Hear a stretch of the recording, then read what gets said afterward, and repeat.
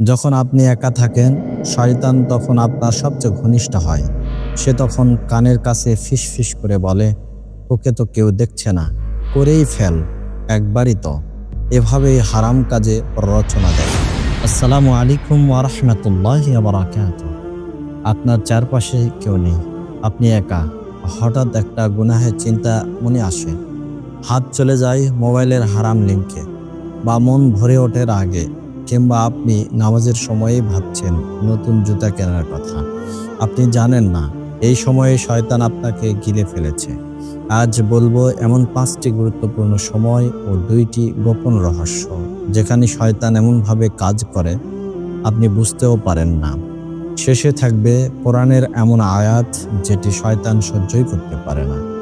তো চলুন, 1 নম্বরে, যখন আপনি একা থাকেন, শয়তানের প্রধান মাঠ।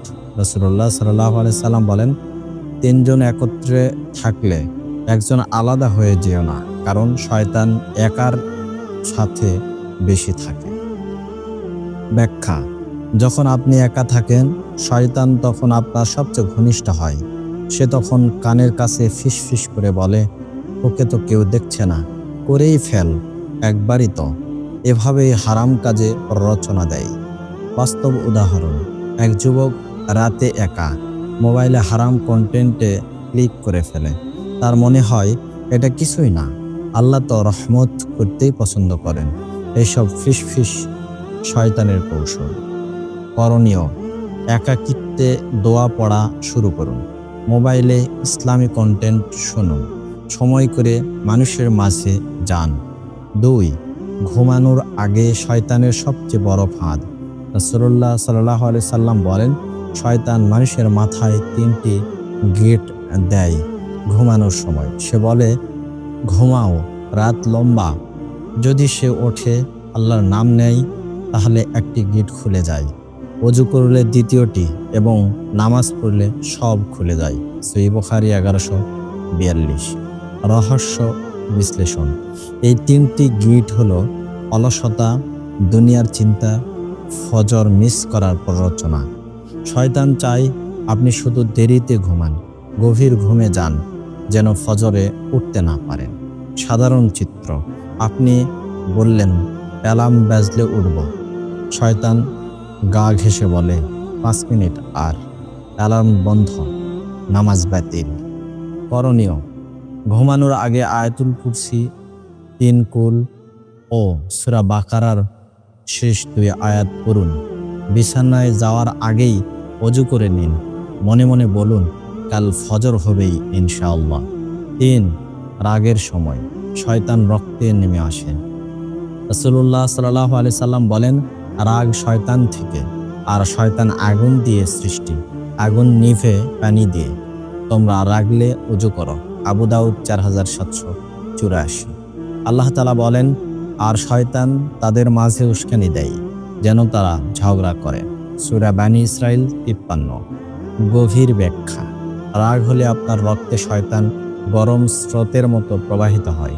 তখন আপনি এমন কিছু বলেন বা করেন যা আপনার সম্পর্ক, জীবন, এমনকি ঈমানও শেষ করে দিতে পারে। উদাহরণ: এক মা সন্তানের দেরিতে আসায় রেগে গিয়ে বলে ফেললেন, তুই মরেই যা। এই মুখের কথা হতে পারে বাস্তব শয়তানি প্ররোচনার ফল।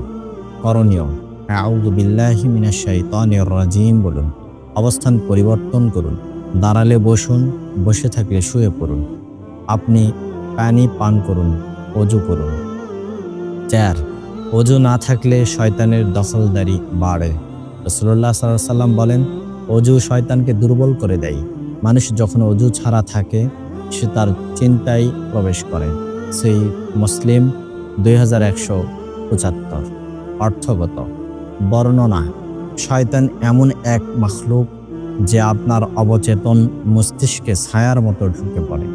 আপনি ভাববেন, আমার মনটা এত খারাপ কেন, এত নেতিবাচক, কারণ আপনি ওযুবিহীন অবস্থায় আছেন।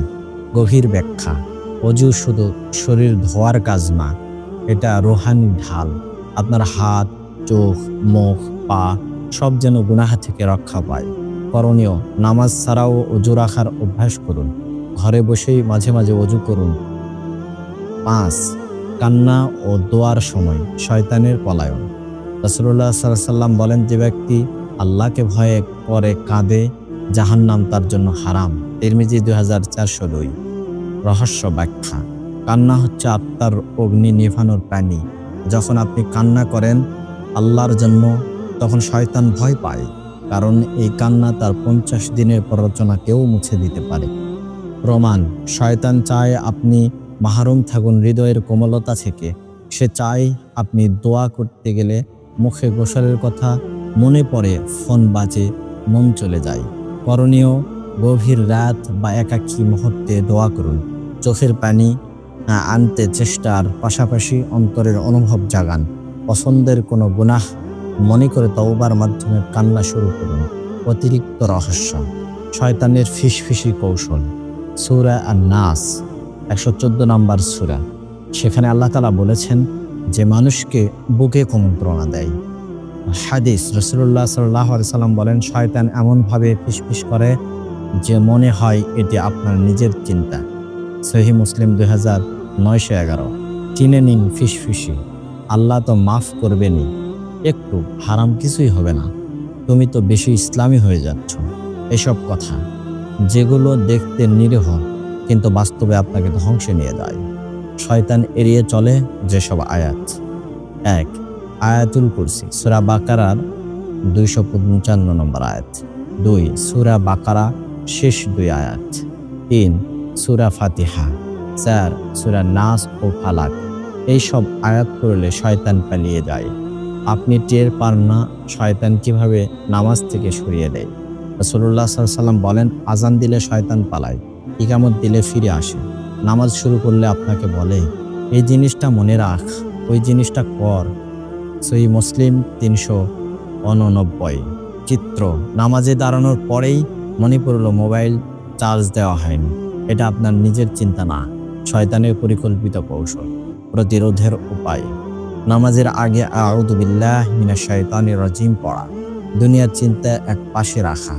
মনোযোগী হওয়ার জন্য কোরআনের অর্থ জানা ও উপলব্ধি করা। শয়তান আপনাকে গিলে ফেলেছে, আপনি বুঝতেই পারছেন না। সে কখনো বন্ধুর মুখে, কখনো নিজের চিন্তার আড়ালে, কখনো রাতের নির্জনে আপনার জীবনকে ক্ষতিগ্রস্ত করে। আজ থেকেই এই মুহূর্তগুলোতে সচেতন হন। জ্ঞান, দোয়া, আমল, এই তিনে শয়তানকে পরাজিত করুন। আল্লাহ তাআলা তৌফিক দান করুন। আমিন। ওয়া আখিরু দাওয়ানা আনিল হামদুলিল্লাহি রাব্বিল আলামিন। আসসালামু আলাইকুম ওয়া রাহমাতুল্লাহি ওয়া বারাকাতুহু।